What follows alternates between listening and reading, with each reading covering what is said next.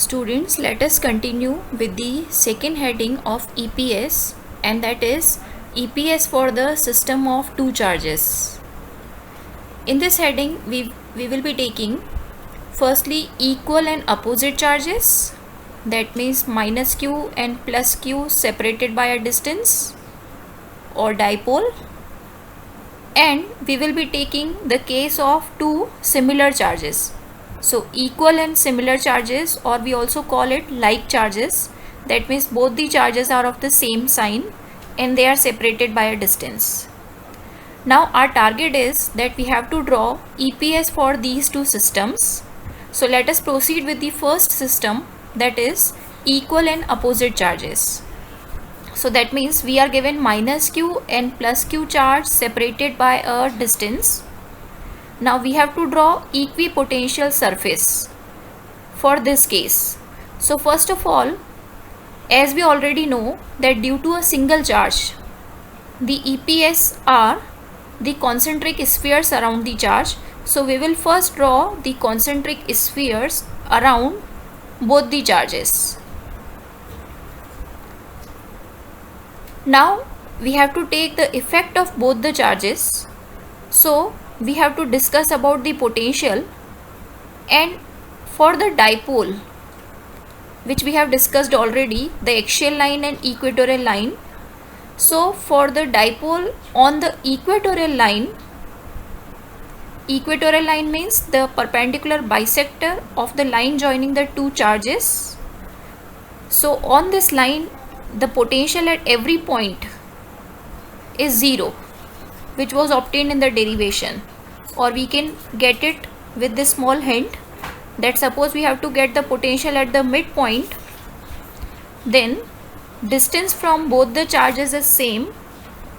So potential due to first charge will be kq by r due to positive charge, and due to negative charge it will be minus kq by r. So this way the answer of potential will be 0. So on the equatorial line or equatorial plane, the potential is 0 at every point, and because the potential is constant on equatorial line, so this equatorial plane or equatorial line is the required equipotential surface. So this is the complete diagram for the equipotential surface of the system of two equal and opposite charges. Now let us proceed to the system of equal and similar charges, that means like charges. So when we are given both the charges of the same sign, that means plus q separated by a distance, firstly the concentric spheres will be drawn around each of the charge.